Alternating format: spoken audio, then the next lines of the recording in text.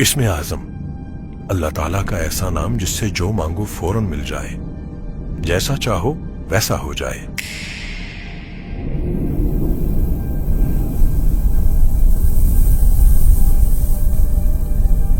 मैं सोचता था कि जब मुझे इसमें आज़म मिलेगा तो मैं अपने लिए एक बड़ा महल बनाऊंगा, ऐसा महल जो न कभी किसी इंसान ने देखा हो, न किसी जिन ने।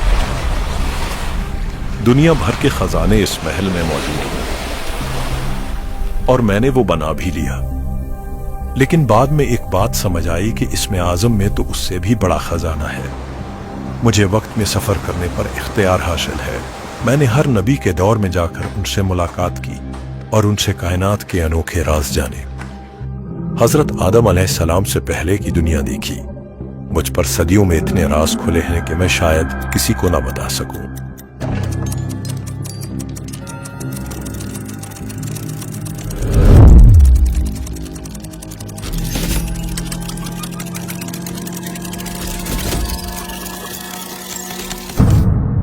लेकिन अब मेरी उम्र बहुत ज्यादा हो गई है। या अल्लाह, मैं चाहता हूं कि ये इसमें आज़म और वो राज मैं किसी बड़े ज़र्फ वाले शख्स को दे दूं जो इस अमानत को संभाल कर रखे। या अल्लाह, मुझे दिखाएं कि ये राज मैं किसको दूं।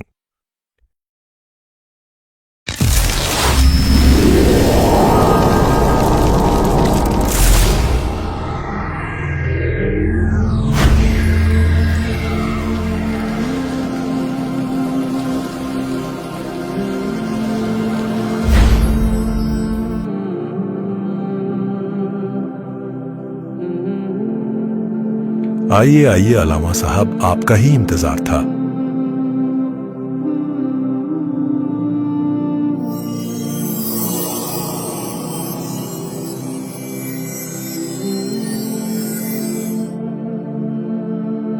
ये कैसा नूर है?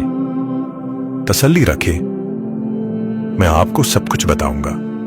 मेरे पास आपके लिए बहुत अमानतें हैं। सबसे बड़ा जो तोहफा है वो इसमें आज़म है। वो इसमें आज़म मुझे एक सहाबी जिन से मिला था। तुम जिंदगी भर इसमें आज़म के मुतलाशी रहे हो। अगर तुम्हें इसमें आज़म की तासीर चाहिए तो इसका एक अमल है, बस वो कर लो। उसके बाद बस तुम जब इसको पढ़ोगे, जो चाहोगे अल्लाह के अमर से फौरन वैसा हो जाएगा। लेकिन एक बात का ख्याल रखना, इसमें आज़म हासिल करने के बाद जो दुनिया तुम पर खुलेगी उसका इजहार हर किसी से नहीं कर सकोगे। इन राजों को छुपाए रखने की कोशिश करना। लेकिन अगर जिंदगी में कोई ऐसा मिले जिसका ज़र्फ इतना हो कि वो ये राज कदरदानी से ले सके तो उससे छुपाना मत। आपने मुझे इस राज का अहल कैसे समझा? आप तसल्ली रखें, मैं आपको हर बात का जवाब दूंगा और हर अमानत आपको दूंगा। आपने बताया कि इसमें आज़म की बरकत से आपको वक्त में सफ़र करने पर इख्तियार हासिल है। मेरा एक सवाल है, माजी में बहुत सी बड़ी हस्तियों के साथ बहुत बड़े हादसात हुए, तो ऐसा क्यों नहीं किया जाता कि हम माजी में जाकर उन्हें पहले से आने वाले हादसात से आगाह कर दें? आपके इस सवाल के पीछे कायनात के काफी राज छुपे हैं। मैंने एक बार कोशिश की कि मैं माजी में जाकर एक अजीम हस्ती को उनकी शहादत से बचा लूं। जब मैं वहां पहुंचा तो एक अनोखा वाकया हुआ।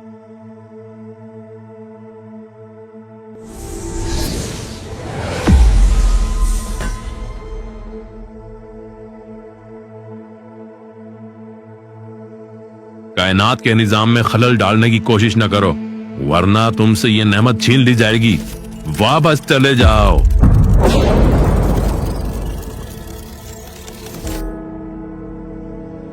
अल्लाह अकबर, इसके पीछे क्या राज है?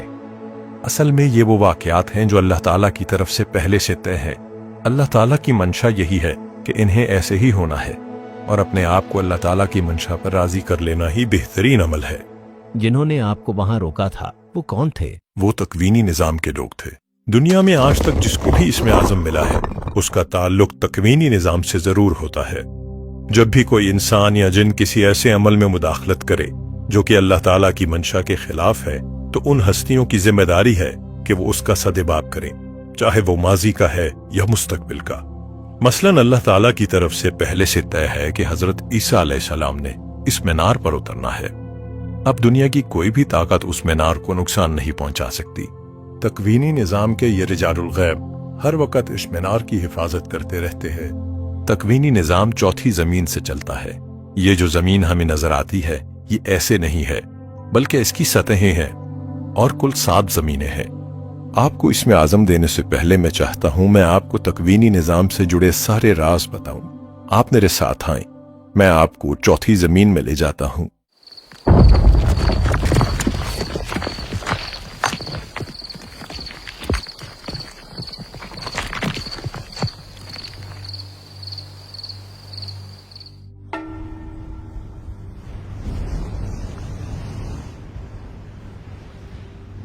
हर जमीन का अपना एक निजाम है, अपना आसमान है।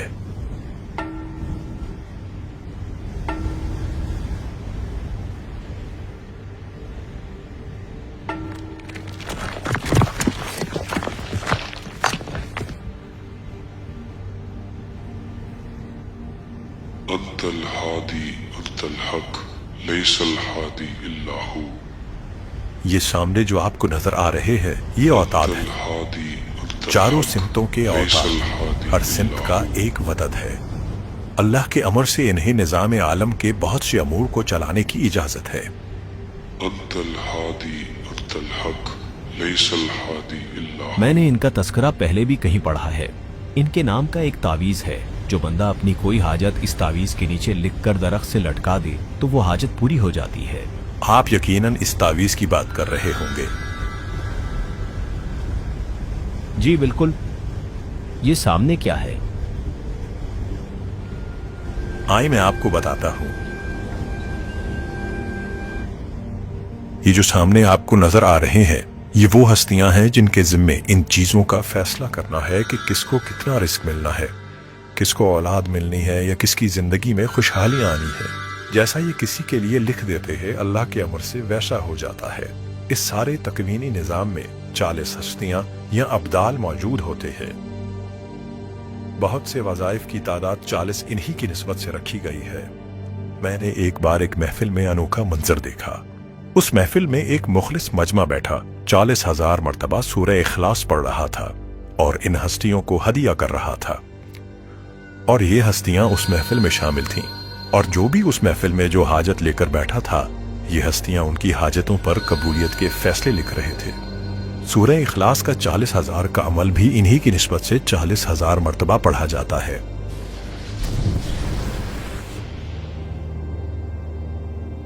ये जो सामने अभी आए हैं ये कुतब हैं जिनके जिम्मे हुक्मरानों और बादशाहों का इंतखाब होता है।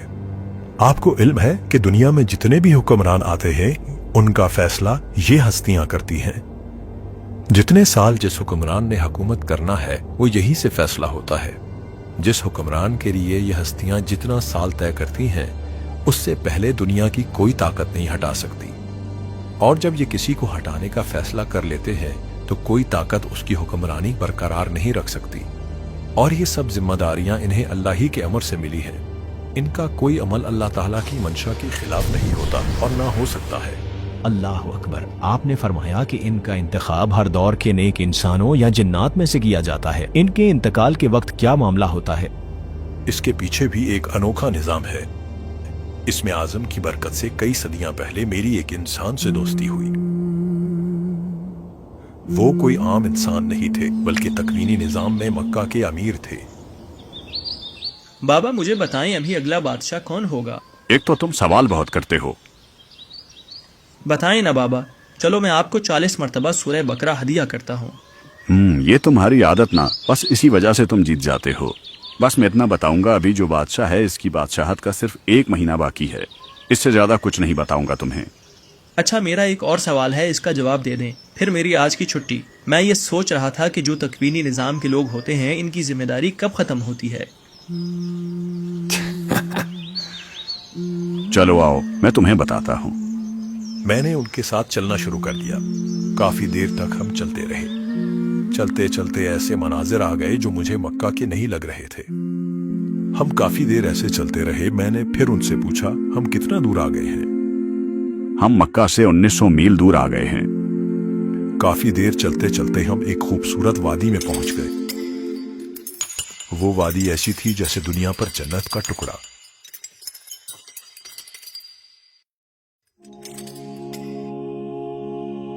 जवान, ये वादी दुनिया की नहीं है और ना ही ये जन्नत है। ये वादी अल्लाह ताला ने रिजालुल गैब के लिए बनाई है।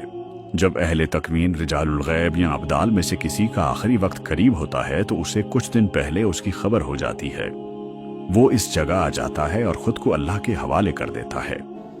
मेरा वक्त आ गया है, मैं अब इस दुनिया से जा रहा हूँ। अल्लाह ने मेरा बदल पहले से बना दिया है।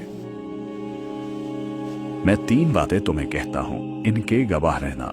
मैं अल्लाह ताला की तौहीद का कायल हूँ। हजरत मोहम्मद सल्लल्लाहु अलैहि वसल्लम को आखिरी नबी मानता हूँ। दीन के सारे अहदो पैमा किए जो दीन के लिए जरूरी हैं।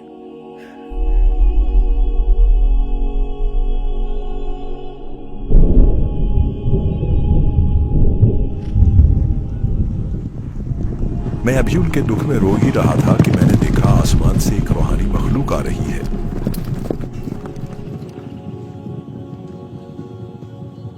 मुबारक है वो शख्स जिसने अल्लाह की अमानत को संभाला और अल्लाह की अमानत की हिफाजत की और अल्लाह की अमानत का साथ दिया।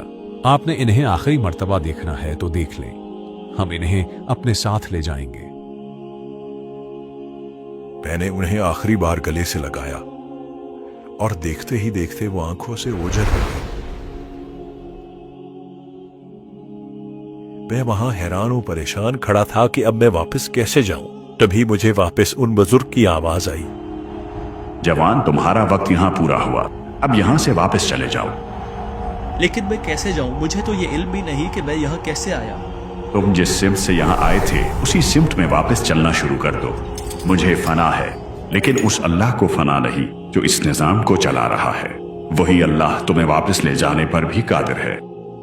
फिर मैंने वहां से वापसी का सफर शुरू किया और कुछ ही मिनटों में वापस मक्का पहुंच गया।